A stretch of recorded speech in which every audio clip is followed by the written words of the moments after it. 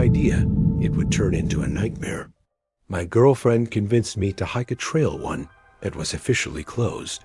I laughed it off. Rules? Who cares? But as we reached the path, I saw something that made my blood run cold. I thought a spring break trip to Puerto Rico would be fun, but I had no idea it would turn into a nightmare. My girlfriend convinced me to hike a trail one that was officially closed. I laughed it off. Rules? Who cares? But as we reached the path, I saw something that made my blood run cold. Then we heard it, a woman's scream. A scream so terrifying, it made every instinct in my body scream to run. We bolted, not knowing what was following us in the shadows. Would you have survived this hike? It was spring break, and college senior Ethan Carter had finally convinced his girlfriend, Liana Rivera, to let him visit her family in Puerto Rico. Ethan was always adventurous, but nothing in his carefully planned life had prepared him for what awaited them in El Yunque, the only tropical rainforest in the U.S. National Forest System. Liana's mother drove them through winding mountain roads until they reached one of the trailheads. The plan was simple: hike, enjoy the waterfalls, and steal a few moments for themselves away from the chaos of spring break. They had packed a small bag with water, snacks, and even a little rum for a buzz along the trail. It should have been a perfect day. That was until they discovered the trail they had been most excited about was closed. Ethan tried to suggest an alternative, pointing out the other trails that also promised beautiful scenery. But Liana's face hardened. This is the main trail. None of the others even come close, she said, her tone sharp but playful. Ethan knew better than to argue. When Liana set her mind on something, it was near impossible to change it. Then she proposed something reckless. Let's just go anyway. Ethan hesitated. Breaking rules wasn't his style. But looking at her mischievous smile, the thrill of rebellion took hold. All right, he whispered. Let's do it. The couple carefully slipped past the barricades, laughing at the absurdity of their secrecy. At first, everything was perfect. The forest was alive with sound, rustling leaves, distant birds, and the gentle rush of waterfalls hidden among the trees. Sunlight filtered through the dense canopy, casting flickering patterns on the mossy path. They felt like the only people on Earth. They hiked for a while, sneaking sips of rum, joking about how wild it was to have a trail this beautiful all to themselves. But then, something broke the illusion of safety. Liana screamed. Ethan spun around, heart pounding.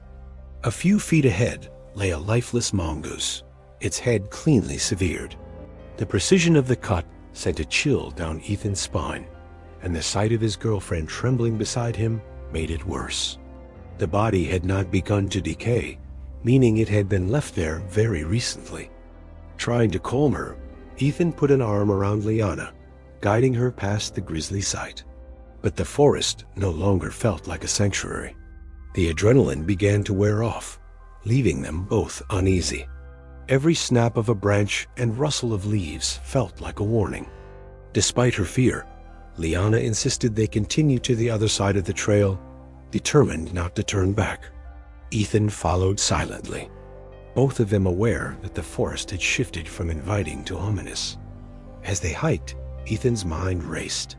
Who could have done this? Why leave such a gruesome display? The rational explanations hunters. Illegal activity felt insufficient, yet no other conclusion made sense. Then, just as they approached the spot where the mongoose had been, something even more horrifying appeared. Hung from a tree, tied with twine, was the mutilated mongoose, spinning slowly in the wind. A sickly green liquid dripped from its body, and the sight made Ethan curse aloud. Liana's scream cut through the forest, raw and terrifying. In that instant, the playful adventure was gone. All that remained was pure, unfiltered terror. Ethan grabbed her wrist and they ran, sprinting down the trail, stumbling over roots and rocks, hearts pounding in unison. Behind them, a blood-curdling scream echoed again this time, unmistakably human. But there was no one in sight. The forest had claimed them. Ethan and Liana didn't stop running until the trailhead finally came into view. Their lungs burned, their legs ached, and their hearts pounded so hard it felt like it would burst through their chests. But relief was short-lived. Standing near the barricades was a park ranger, arms crossed, glaring at them like they were criminals. "What were you thinking?" he barked. "This trail has been closed for a reason. You're lucky I don't call the authorities right now." Ethan struggled to catch his breath, but quickly explained everything. He described the mongoose, the twisted body in the tree, and the screams that had echoed through the forest. Liana remained silent, her face pale and shaking, still struggling to process the terror they had just experienced. The ranger's expression changed. He motioned for them to follow him to a small ranger station near the parking lot. There, a supervisor was waiting. Ethan recounted the story again, this time with more detail. The police were called. Liana still didn't speak, but her wide, frightened eyes told everything. Despite their report, the authorities never mentioned any follow-up. Ethan later learned that no other hikers had reported seeing anything unusual that day. The screams, the mutilated mongoose, the hanging body, it vanished as mysteriously as it appeared. Ethan and Liana left the forest that evening with a deep unease knowing it them. The trip continued in a subdued, quiet manner. The excitement of visiting Puerto Rico had been completely overshadowed by what they had encountered. Conversations about waterfalls and beaches felt hollow. Every sound in the distance, the wind through the trees, distant animals, made them both flinch. By the end of the week, the couple had returned home, shaken but safe, their bond strengthened by surviving a brush with something unexplainable. Ethan never spoke of the experience again, not until years later, when his own son reminded him of the fear and thrill of youth.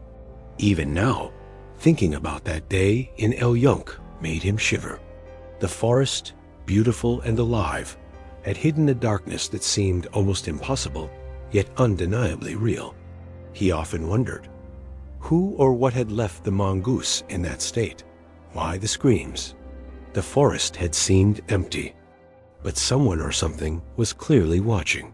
He had spent a lifetime studying business, finance, and logic, yet that moment had stripped all certainty away. Some things in life could not be explained. Some places should never be tested. And Ethan knew, deep down, that if they had stayed even a few minutes longer, they might have joined the forest's hidden horrors.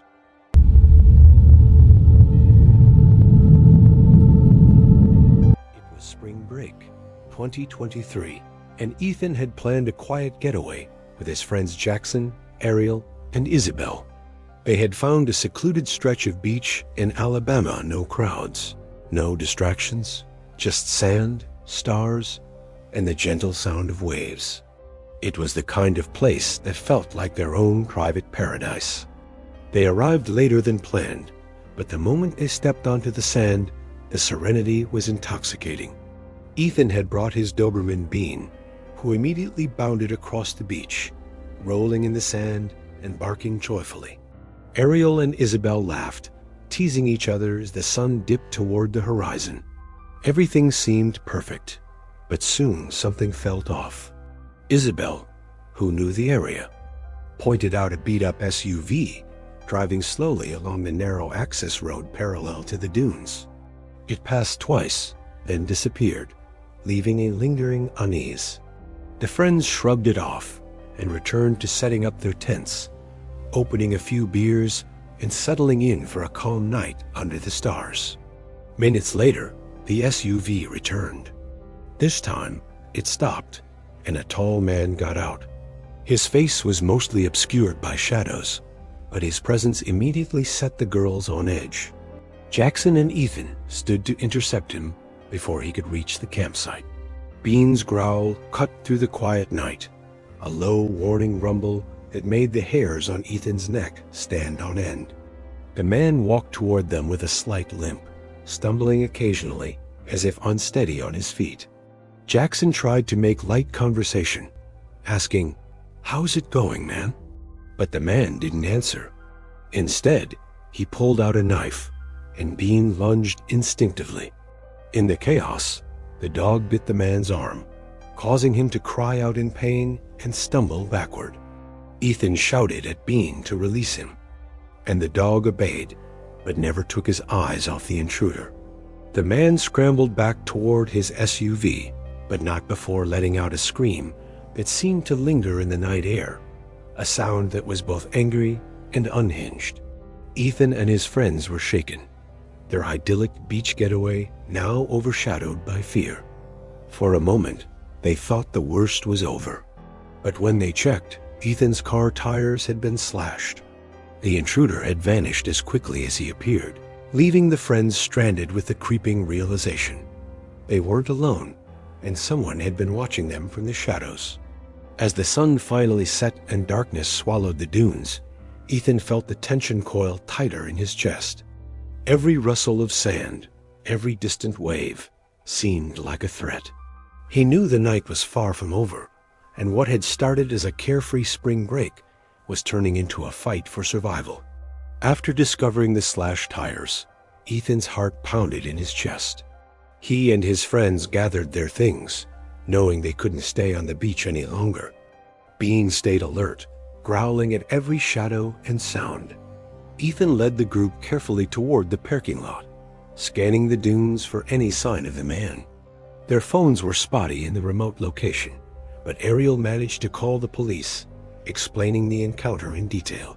As they waited, Ethan's mind raced. Who was that man? How had he known they were there? And why target them? Every rustle of sand felt amplified, every distant sound a possible threat. Finally, headlights cut through the darkness, and a patrol car rolled into the lot. The officer stepped out, flashlight in hand, and approached cautiously. Ethan explained everything again: the SUV, the man, the knife, the scream, and now the slashed tires. The officer's face tightened with concern. He radioed for backup and escorted the group to a safer location near the beach entrance. Bean remained on high alert, refusing to settle even when reassured by Ethan. The officer examined the tire damage and radioed another unit to track the area for the SUV. Meanwhile, Ethan and his friends huddled together, shaken and silent, trying to process what had happened. Hours later, after giving statements and checking the area, the officers confirmed that no one had been found. There were no traces of the man, no abandoned vehicle, and no signs that he had returned. It was as if he had vanished into thin air. Ethan drove cautiously back to their Airbnb, still jittery from the night's events. The incident haunted him. He couldn't shake the image of the man's limp, the knife, or the deafening scream that had cut through the night. Bean sat silently in the back seat, alert but calm, as if understanding the danger had passed but remaining wary.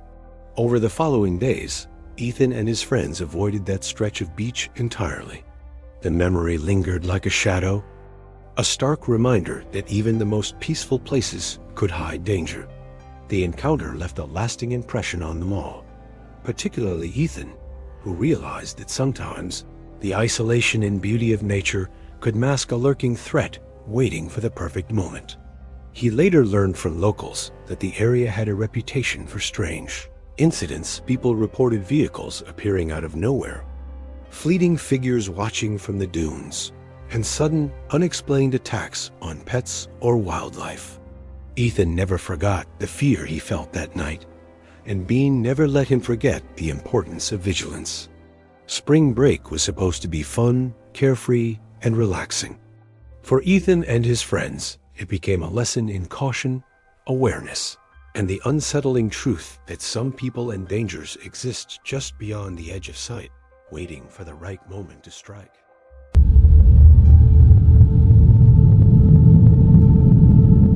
It was spring break 2023, and Michelle and I had planned our first weekend getaway to Miami.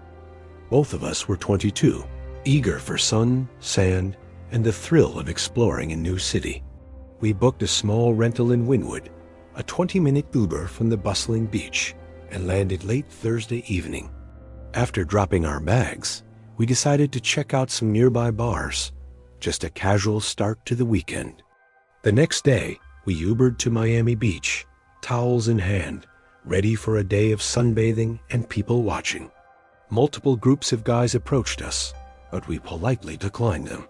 That is, until one guy stood out tall, charismatic, with a smooth accent and an easy smile. He introduced himself as Will. There was something almost magnetic about him, and I found myself giving him my number. He walked away casually, disappearing into the crowd, leaving a strange sense of curiosity in the air. Later, back at the rental, Michelle and I unpacked a few drinks and snacks. Around 8 p.m., Will texted, suggesting that he and a friend Ken pregame with us before heading out to a local bar. They arrived promptly, carrying their own drinks, and everything seemed perfectly normal. Ken, it turned out, was just as handsome as Will, and Michelle was clearly impressed. We drank together in the backyard by the pool, music softly playing, laughing and joking under the dim string lights. As the night went on, the four of us walked to a nearby bar. Michelle and I were already a bit tipsy, enjoying the freedom of spring break, when I noticed something odd. Will had hovered over our drinks in a corner, moving suspiciously. My intuition screamed danger, even though I wasn't completely sober. I moved to the other side of the bar to get a better view and froze. Will was clearly tampering with our drinks. My stomach dropped. Panic set in. I texted Michelle urgently, but she was nowhere to be found in the bar. It was as if she had disappeared. Will texted me, asking where I had gone, but I ignored it, my mind racing. My pulse pounded in my ears. The lights, the music, the laughter around me, all of it suddenly felt suffocating. I knew I had to get out before something terrible happened. I moved quickly, trying to retrace my steps back to the rental. Every shadow seemed like a threat. Every passerby, a potential danger. Will's presence lingered, the memory of his hands near our drinks still vivid and terrifying. The night air outside felt like a brief relief, but my phone kept buzzing with messages I didn't want to read. By the time I returned to the rental, I was trembling. Michelle still hadn't responded. My heart sank. Something about the night didn't feel random Will's charm, his insistence, the way he had lingered too close. It was the kind of feeling that crawls under your skin, the kind that whispers, "Be careful, something is wrong." I bolted inside, locking the door behind me, checking every window and corner. The rental felt safe, but my mind refused to believe it.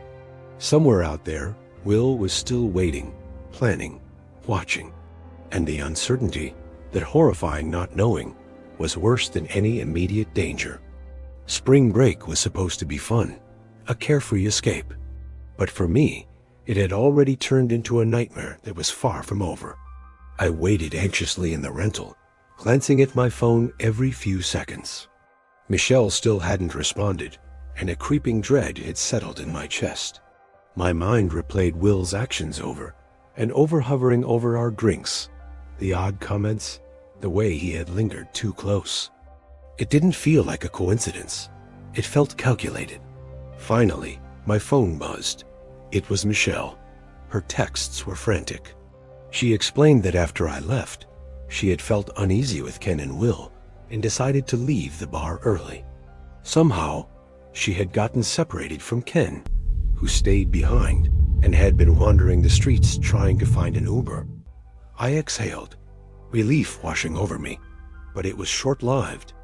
Her messages hinted at how Will had been watching her, even as she tried to leave, a cold, predatory gaze that made her skin crawl. We agreed to meet at the rental immediately. I grabbed my keys, stepped outside, and scanned the streets. Everything looked calm under the streetlights, but my instincts screamed that danger was still lingering. Michelle arrived a few minutes later, shaken but safe. Her hands trembled as she recounted the night, and I realized how close we had come to a disaster. Will hadn't just been charming. He had been planning, and we were lucky to have noticed before it was too late. We locked ourselves inside, deciding to stay put for the rest of the night. The music we had played earlier seemed eerie now, each note echoing in the empty rooms. I kept checking the windows, every shadow making my heart race.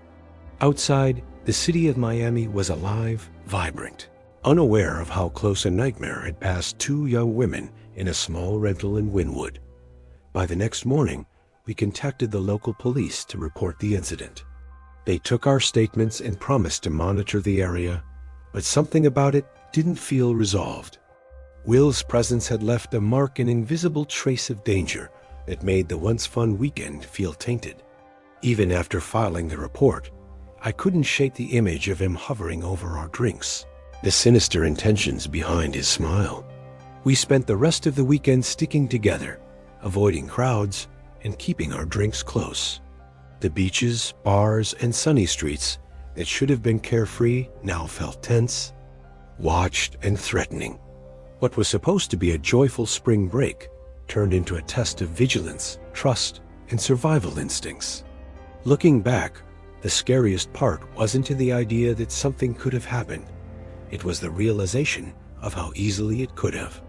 A stranger, charming and seemingly harmless, had been ready to cross a dangerous line.